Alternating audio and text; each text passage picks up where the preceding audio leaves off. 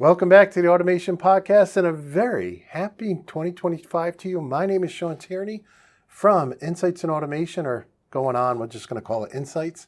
And this week on the show, we're going to take a look at what you chose as your most popular products or your products of choice in industrial automation. Now, before we get to that, a couple things. First of all, I am in discussions with several vendors to get them back on the show. Some new vendors, actually, mostly new vendors who have not been on, but we do have some favorites coming back on as well. And so not sure when those episodes will be recorded or released. December is typically a very slow time for us because everybody's thinking about the holidays and holiday parties and holiday gifts. So in any case, we'll be ramping back up here in January like we do every year. But as soon as I know more, I'll let you guys know. The second thing is, because this is not sponsored, right? Nobody's paying us to actually produce this.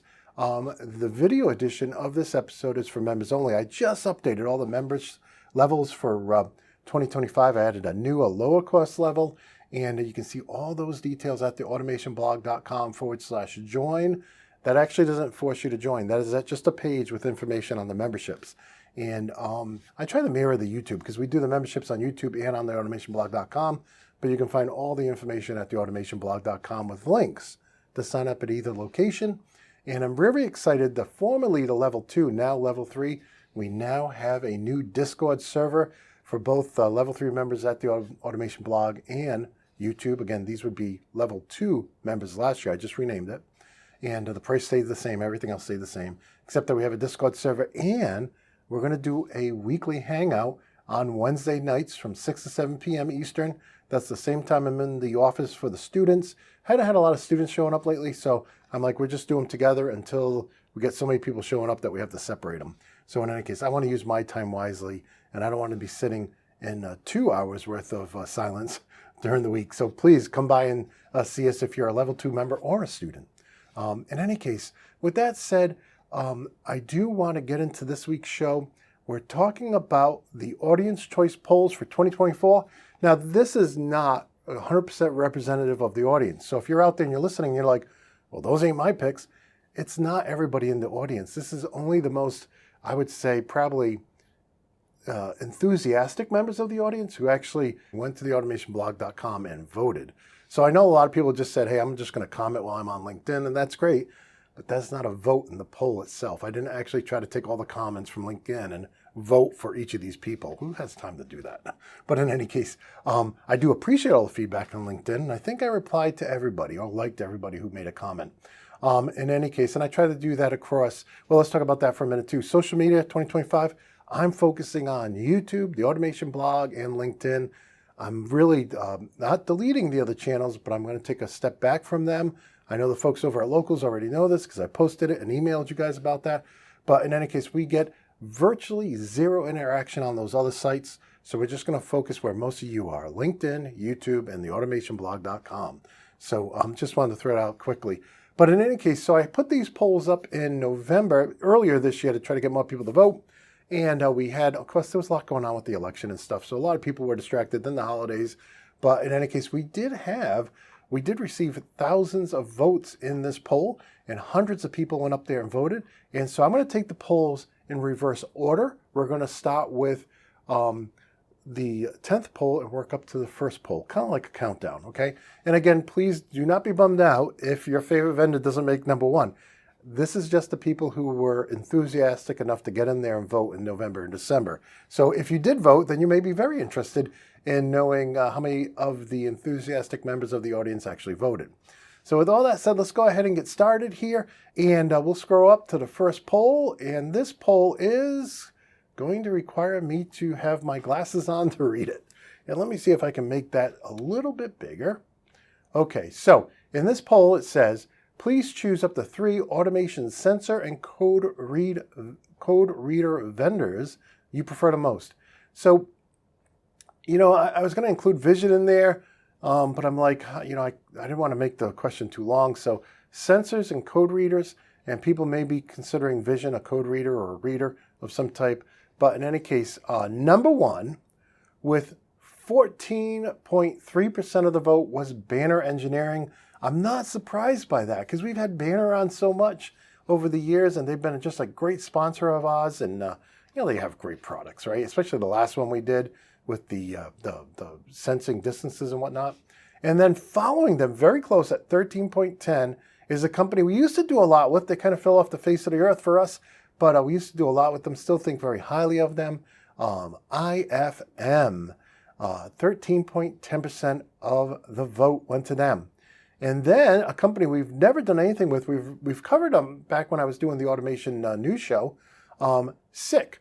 They came in at 11.9%, and which surprised me because we've never interfaced with anybody from SICK.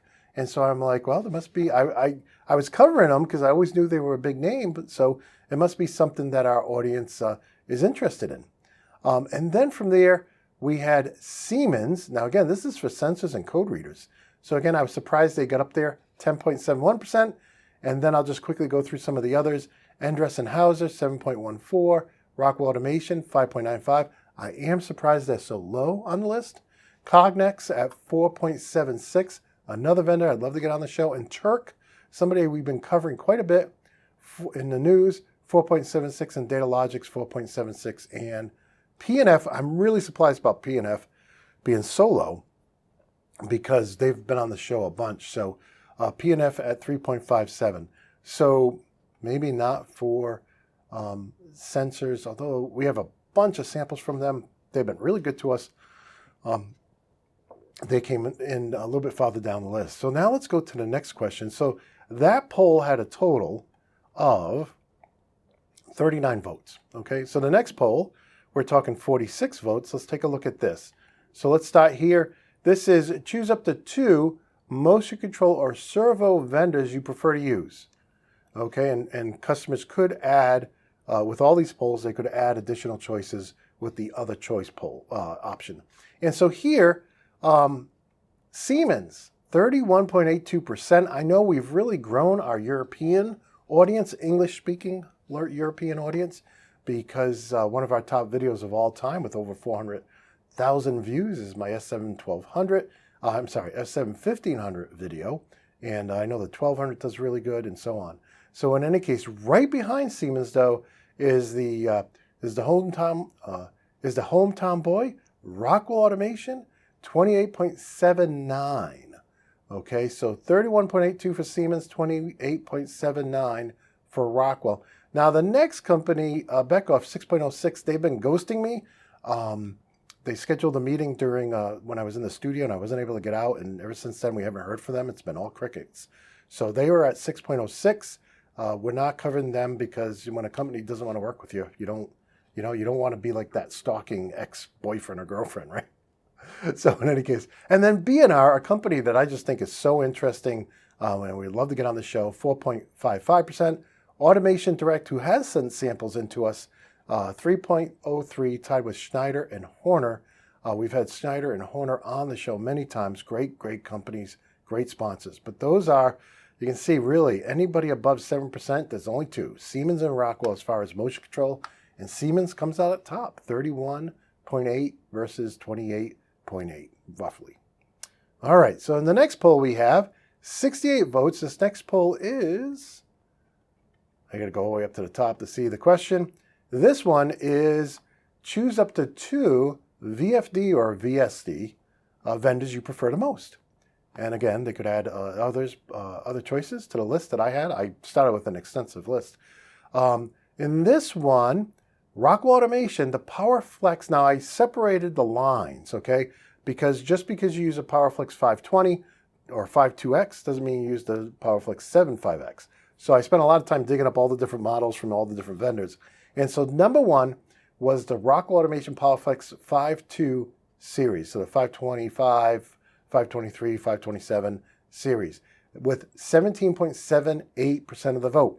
Followed up closely by the Siemens G120, which is at 14.81. And then right behind that is at 11%, the PowerFlex 750 series. And behind them, again, at 8% is the Siemens G220. So you can see Rockwell and Siemens battling there for first place. Definitely the lower end drives are a higher choice than the higher end drives because you can use a lower end drive, a simpler drive in more applications, right? That's my take. Now the next one though surprised me. Never had him on the show. Danfoss VLT, 7.41%. We did cover them on the news show. Let me just talk about the news show for a minute. So let me finish the poll first. So Danfoss at 7.41%, Siemens G130 at 6.67%, and then ABB. Very surprised to see ABB down here at 5.9%. And then the Rockwell Automation PowerFlex 40s, 4s, and 400s at 3.7%. And the list goes on and on. So very interesting to see that mix there.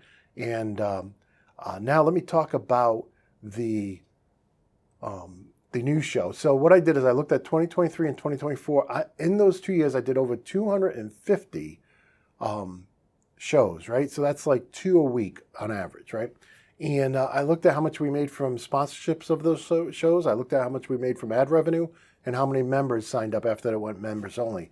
And what I found is we need a lot more members to bring that back. So right now we're about 40, let's just say 40 level 2 members. We need actually 240 level 2 members for me to be able to do that and not lose money every show.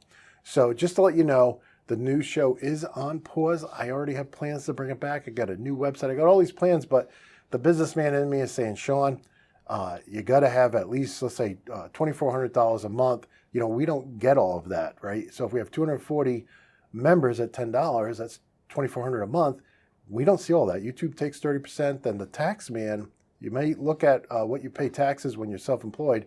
It's pretty high up there, and so on and so forth. So to be able to bring that back, we need 240, and to bring it to 2 days a week, we need 400. Okay, so what I am doing is the weekly membership show that goes through how-tos. I will be continuing to do that, even though the memberships are low right now. I'm hoping that over the year we'll grow the membership, and it'll at least make the weekly how-to show, in-depth how-to show, like the automation show, for members, actually break even. But in any case, and of course, we will have sponsored episodes. Again, I'm talking to vendors about not just sponsoring episodes of the Automation Podcast, but also sponsoring additional episodes of the Automation Show and the Automation Minute. You know, we had SoftLogics, we had Real-Time Automation. They have a new Historian module coming out. So we have another show coming up from them. We've had just so many different vendors over the years, Red Lion, IFM, just so many of them sponsor episodes with us that we want to keep that going. And when the vendor sponsors it, we release it to everybody. So in any case, because they're paying for the filming of it, they're covering the costs. But let's move on from variable frequency drives. Now, this next poll only had 30 votes in it. And this was your favorite. What is your favorite Historian or MES product? Yeah, I guess a lot of the audience aren't using those or choosing those, right, on a regular basis. But in any case, here we can see inductive automation. This surprised me. Inductive automation, not that it's not a good product, but they've only come on the show once. It wasn't sponsored, so the video is now members only. And, you know, for a product like that, you think you want some visuals, right? But, and when they came on the product, they only talked about Ignition, SCADA, or HMI, whatever. But in any case, they get 25.5% of the vote. So there's a lot of inductive automation fans out there. And then this next one, I have not been able to find somebody at GE to come on the show, but their GE Prophecy Historian, 13.95%, or let's say 14% in second place. Aviva OSI Pi Historian, 11.5%. And then Rockwell, tied at 11.5%, is a Factory Talk Historian, which is based on OSI Pi Historian. So if you put those two together, that's 22. That gets you pretty close to Ignition Historian. But I suspect the Ignition Historian number, they're using that with Ignition. They're not using it standalone. Then we had Siemens Process Historian come in at 4.65, tied with Siemens Op Center MES and Emerson Delta V MES, and Aviva Historian, the old Aviva Historian and the Emerson Delta V Historian. So all those guys tied at that 4.65%. Very interesting. Okay, the next poll, we had 104. This is one of the most voted in polls. 144 votes in this poll. And this poll is choose the PC-based SCADA software you prefer. Okay, and this one, Ignition and Inductive Automation's Ignition took it away with 49.46%, nearly 50% of the vote preferred Ignition, love to get that. I've asked them to come back on the show multiple times, so I'm not going to be that nagging ex customer. But in any case, but that's pretty impressive. And what I thought was more impressive, because we've only covered it a little bit, was Siemens Unified WinCC at 8%. Now, we've covered the unified HMIs from Siemens. They sent us in some.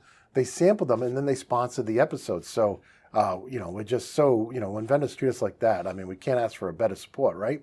And but we only really covered Siemens Unified WinCC as part of Siemens SCADA in one podcast. And that got in at 8.15%. That's a fairly new product, right? When we look at, WinCC, just standard WinCC, you would think, yeah, that's been around for a long time. But the Unified WinCC is new. Then we have one of my favorite products that I teach on, Rockwell Automation Factory Talk View Site Edition. We have had that team on a couple of times to give us updates on the product. And we'd love to get them back on, but that came in at 7%. So Siemens Unified WinCC, 8%, Rockwell 7%, and then standard Siemens WinCC 7%. Aviva Wonderware InTouch 6.52%. That surprised me. It's so low. And then another Siemens down at 4.35%. So Inductive at nearly 50. Then Siemens Unified at 8, Rockwell Factory Talk View at 7, Siemens WinCC at 7. So, wow, very interesting results there. Let's go on to the next poll. This had 105 votes. And this poll votes, not volts.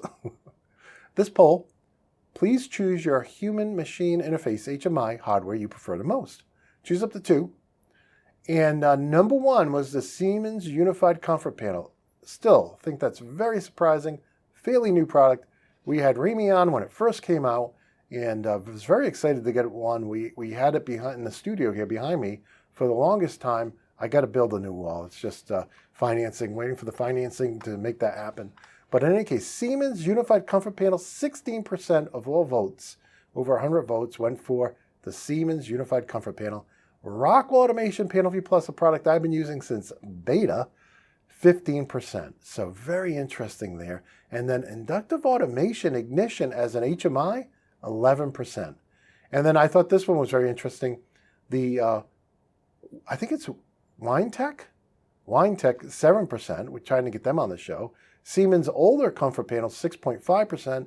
Automation Direct, Seymour, 5%. Siemens Unified Basic Panel, which is very new, 5%. And then the Factory Talk Optics comes in at 4.5%.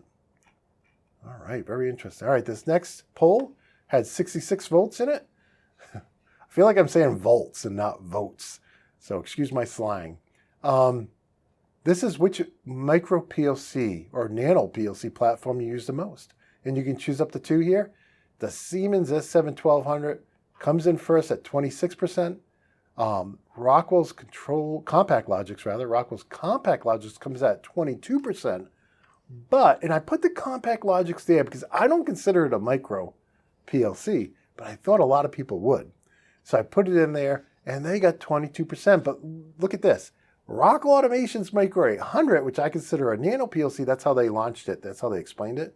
11%. So S7-1200 from Siemens, 26. Rockwell Automation Compact Logix, 22. Rockwell Automation Micro 800, 11%. And then the logo from Siemens, 8%. Then we get the Automation Direct Click at 7. Opto 22, Groove RIO, that can now be a standalone PLC, 4%. And now we'll go to the next one. This poll has 61 votes in it. And let's see what the question is.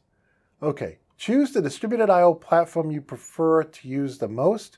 Number 1, with 17.82% of the vote, Siemens ET200 SP. Number 2, Rockwell Automation 1756 ControlLogix I/O as remote I/O, distributed I/O. I did not expect that, right? When I was putting it in there, I'm like, but it came in second, right? 10.89%, almost 11%, followed up by 2 more Rockwell choices, right?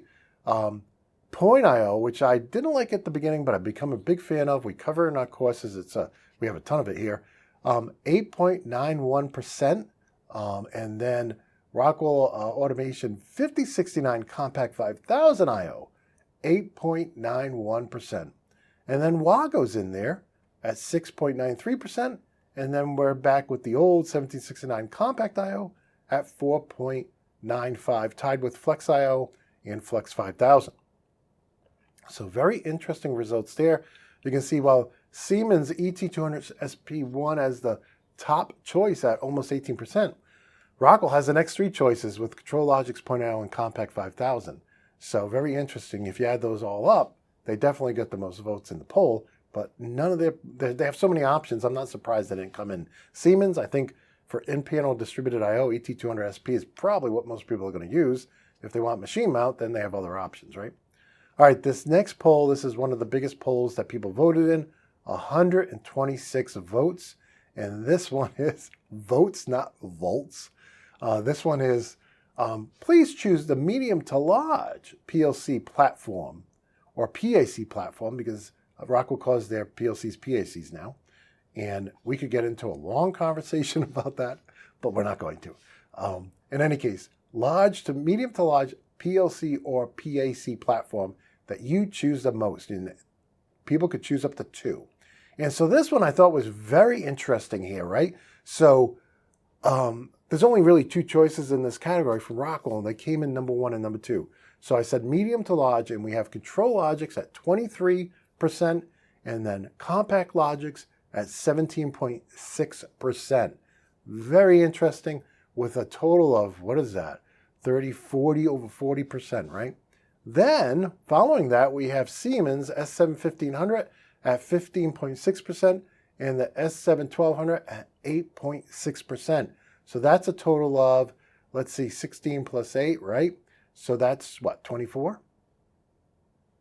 And then that is followed quickly by the Schneider Electric Modicon, the M580 at 7.54, Codesys 7.04, and then you can see they go down below that.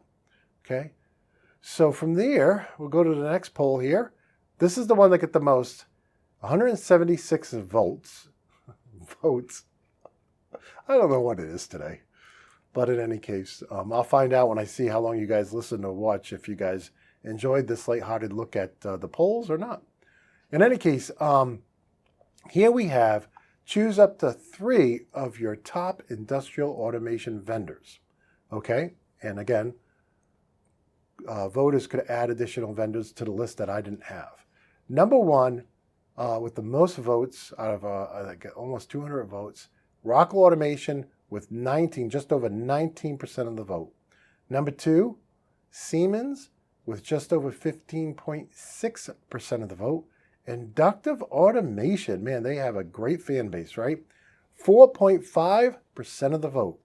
Automation Direct, another company that has a passionate following, 4%. Beckhoff 3.78, Codesys 3.53, Phoenix 3.27, Emerson 3.27, and so on. So I was surprised about this too. Not about Rockwell and Siemens. I figured they would be fighting it because, they fight globally for the number 1. They fight here. We've tried to get Mitsubishi back on. We tried to get Omron on. They, it's all crickets with them. So, and they're big in Asia, although they have their big fan base here in the U.S. too. I know that. But in any case, Rockwell Automation and Siemens, I figured they'd be fighting for number 1. But I was surprised that Inductive Automation, even though it's only 4.5%, came in third, although I shouldn't have been surprised. And then I see Automation Direct, which really didn't come in fourth in any of the other polls that I can remember, that they came in 4th place. And then there's a lot of people who only got 1 vote.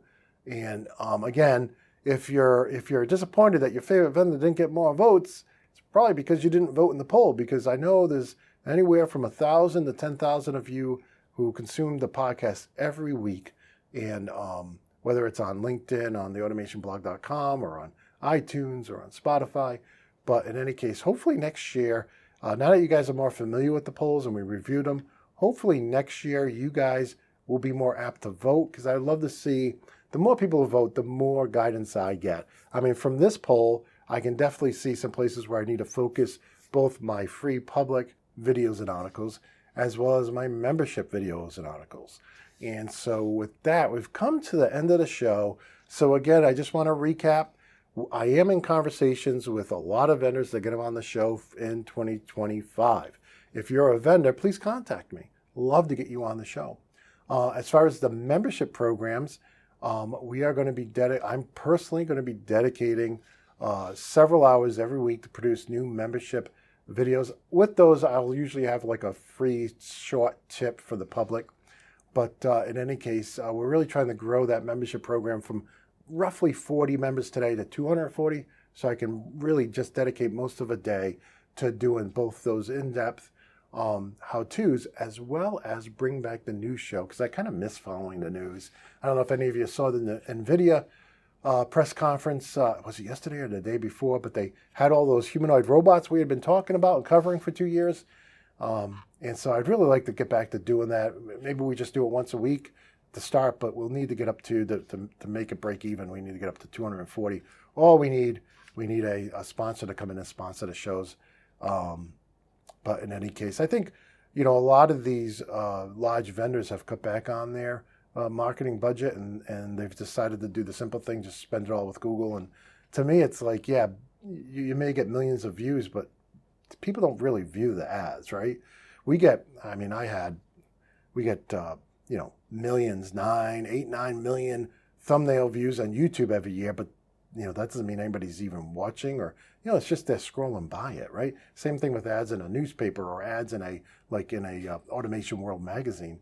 I don't know a lot of people actually look at them. I don't. So better the sponsor content people want, like how to use something. That's my opinion. Anyways, with that, if you're interested in the membership, check it out over at theautomationblog.com/join. You can see all the information right there, whether you want to join on YouTube or on theautomationblog.com. And if you are a level 3 member, formerly level 2, and now level 3, join me tonight for the live chat. If you're a student, join me tonight for the office hours. Members, I have posted how to get to the live chat Discord. And students, it's in lesson 111, the link to the Teams meeting. So I'm going to go ahead and end the show here. I don't know if I left anything out, but in any case, hopefully I didn't. So at this point, I just want to wish you guys a very happy 2025. I want to wish you all good health and happiness. And until next time, my friends, peace.